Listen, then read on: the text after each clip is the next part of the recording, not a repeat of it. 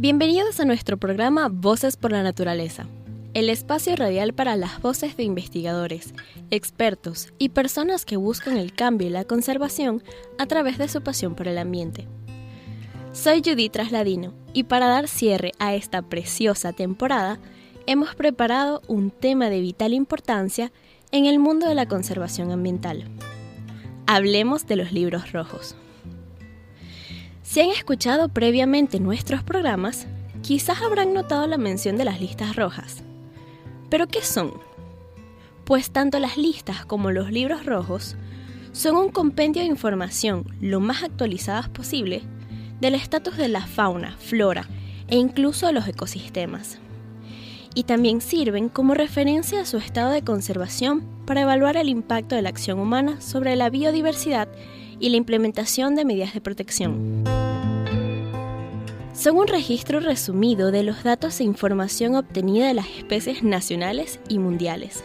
De hecho, el primer libro rojo de especies amenazadas fue publicado en 1964 por la Unión Internacional para la Conservación de la Naturaleza, la UICN, recopilando datos de investigaciones de biólogos entre 1961 y 1964.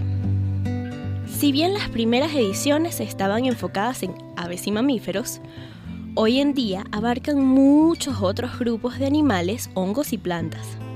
Anualmente, la UICN publica de forma digital las listas rojas documentando más de 60 años de cambios de estatus de especies con diferentes niveles de riesgo de extinción. En nuestro país, el primer libro rojo de la fauna venezolana fue publicado en 1995, bajo un esfuerzo conjunto que contó con la participación de más de 130 investigadores de Venezuela y del extranjero. Asimismo, la primera edición del Libro Rojo de la Flora Venezolana fue publicada en el 2003. Es por eso que hoy, para despedir esta temporada, hemos traído un invitado muy especial para hablar sobre este tema. Voces por la Naturaleza, para conocer y conservar la biodiversidad venezolana. El día de hoy nos acompaña John Paul Rodríguez, quien es biólogo, investigador titular en el IBIC, expresidente de la Comisión para la Supervivencia de las Especies de la UICN y presidente de Provita. Bienvenido a Voces por la Naturaleza, John.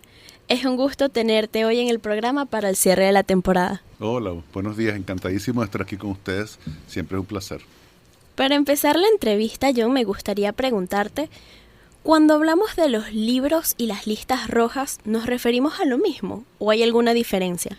Sí, bueno, al principio cuando se empezaron a hacer estos libros, como hace 50 años, un poquito más, eran libros que se hacían de un grupo de animales completo, como mamíferos y aves. Con el tiempo se fueron agregando libros, luego se fueron transformando en hojas sueltas, o sea, uno tenía como una carpeta de esas de anillos y ahí iba colocando las evaluaciones de cada especie. Y luego fue obvio que ya no podíamos, cuando empezamos a expandirnos a invertebrados, a plantas, a microorganismos, ya realmente superó la capacidad de publicar libros periódicamente y se transformó en una lista. Entonces la lista es lo que hoy en día mantiene la Unión Internacional para la Conservación de la Naturaleza a nivel global, pero algunos países siguen publicando o sus listas o sus libros. Por eso hay tanta diferencia de tiempo en la publicación de los libros, claro, a las listas que son anuales, ¿correcto? Y las listas son tiempo real hasta cierto punto, porque anuales la actualización ocurre 1 o 2 o 3 veces al año a nivel internacional, wow, pero los datos se van aportando continuamente. Y estos datos que se aportan, que se recopilan para las listas y los libros, ¿cómo es ese proceso de recopilación?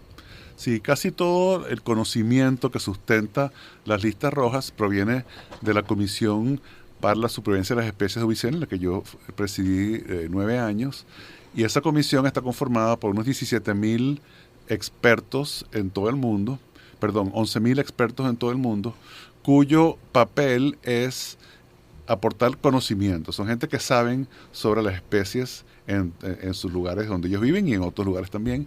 Y esa información luego es resumida siguiendo un sistema, un protocolo que fue diseñado hace muchos años y esos datos finalmente se usan para evaluar el estatus de las especies amenazadas. Y me imagino, comentaste al principio que al principio era listas de mamíferos, de plantas, pero también existen listas para microorganismos. Entonces, me imagino, la recopilación es enorme porque involucra un esfuerzo internacional para una diversidad de científicos.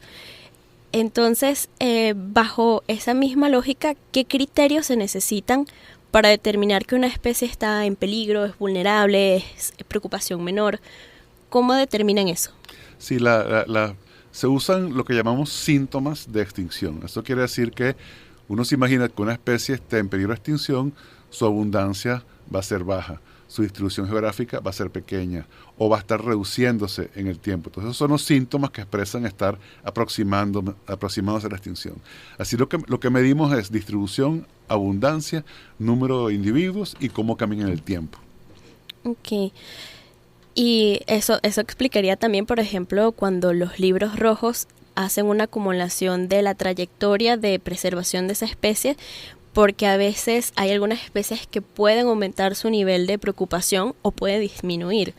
Sí, correcto. Y lo interesante de las listas rojas y los libros rojos es que no solamente tienen información sobre el estatus de la especie en términos de riesgo de extinción, sino también tienen mucha más información sobre su distribución geográfica, las amenazas principales, medidas de conservación que hayan sido implementadas, medidas de conservación necesarias que deben ser implementadas, y lo que más importante de todo, como tú dices, es el cambio del estatus en el tiempo, porque al fin y al cabo lo que nosotros buscamos con estas listas es motivar la acción, y la acción idealmente conduce a una reducción de riesgo, y eso conduce a su vez a cambio de categoría.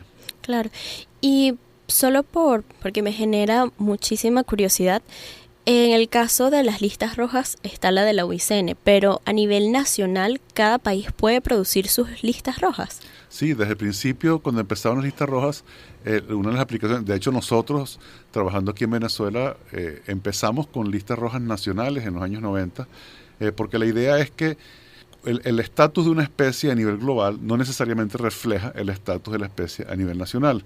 Por ejemplo, nosotros en esa época trabajamos con la baba. La baba era un cocodrilo pequeñito que aquí en Venezuela era una especie muy abundante, pero está clasificada como vulnerable a nivel internacional, porque en otros países ha disminuido mucho. Entonces, en promedio, a nivel mundial está vulnerable. Pero ese dato no nos sirve en Venezuela para políticas públicas nuestras, porque no es vulnerable aquí. De hecho, en esa época era una especie explotada comercialmente. Entonces, es importante conocer el estatus correcto de la especie en nuestro ámbito geográfico para poder implementar medidas de conservación que sean efectivas.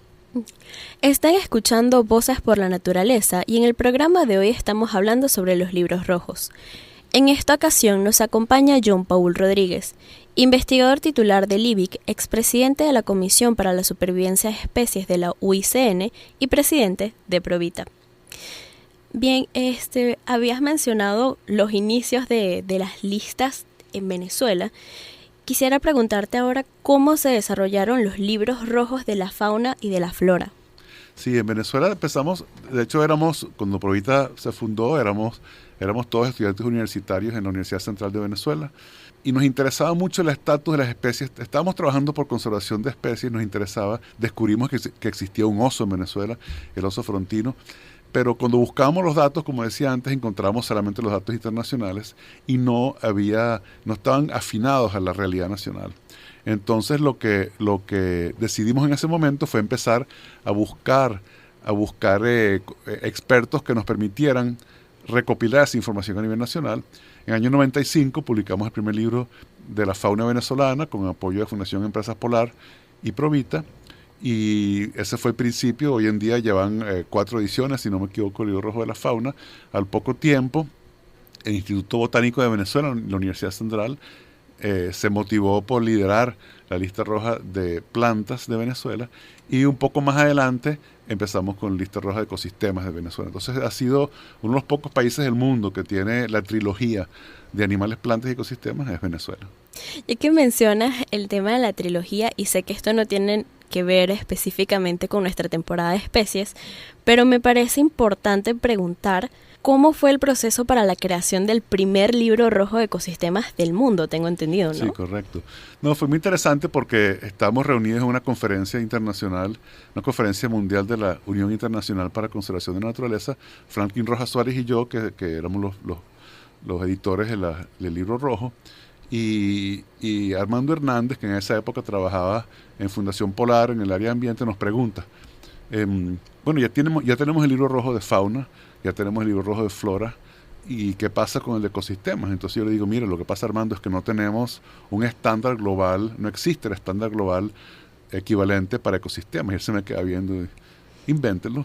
Y así fue como empezó en el año 2004, empezó el proceso de utilizar la experiencia de lista roja de especies, traducir eso a ecosistemas, y al cabo, bueno, fue un proceso largo que incluyó mucha gente en muchas partes del mundo, grupos de trabajo internacionales, pero en el año 2013 la Unión Internacional para la Conservación de la Naturaleza adoptó oficialmente el sistema de categorías basados en el nuestro, y el primer libro que se usó, el primer libro que se publicó con la versión inicial de esas categorías fue el nuestro en 2010.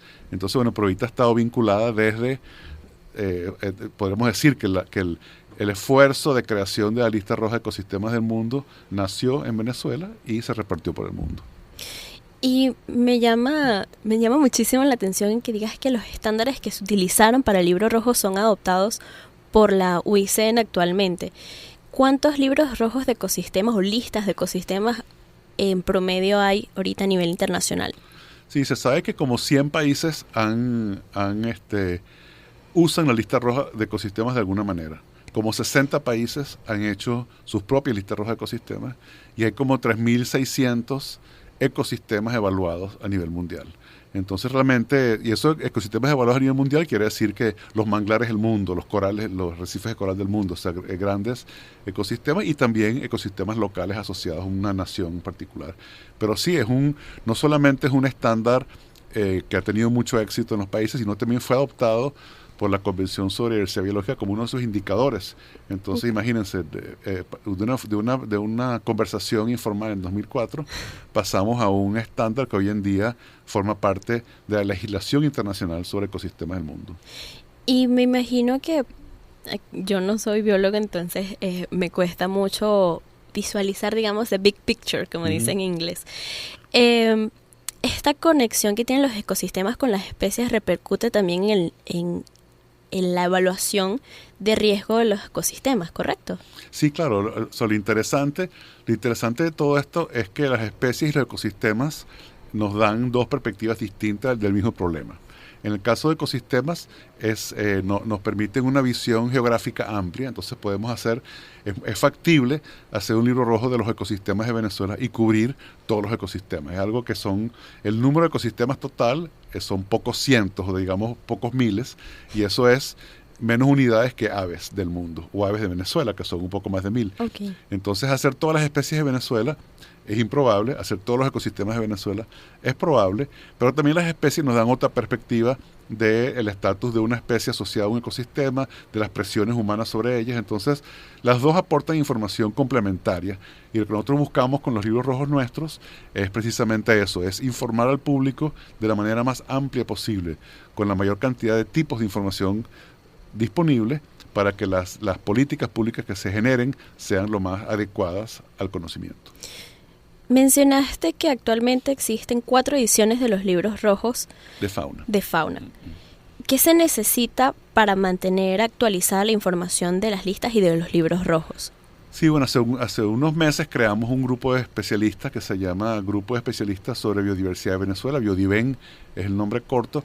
Ese grupo junta todos los expertos sobre especies, ecosistemas y áreas protegidas de Venezuela, y eso es lo que hace falta para hacer las listas rojas. La gente, los expertos, el conocimiento, y expertos quiero decir no son solamente científicos, son también aficionados a la naturaleza, son comunidades locales, son grupos indígenas, hay todo tipo de fuentes de información que son útiles para medir el estatus de las especies. Lo importante para nosotros es seguir un protocolo estándar de clasificación y uso de esa información de forma tal que la categoría vulnerable o en peligro crítico signifique lo mismo para todas las especies, independientemente de cuál fue el tipo de información que se utilizó.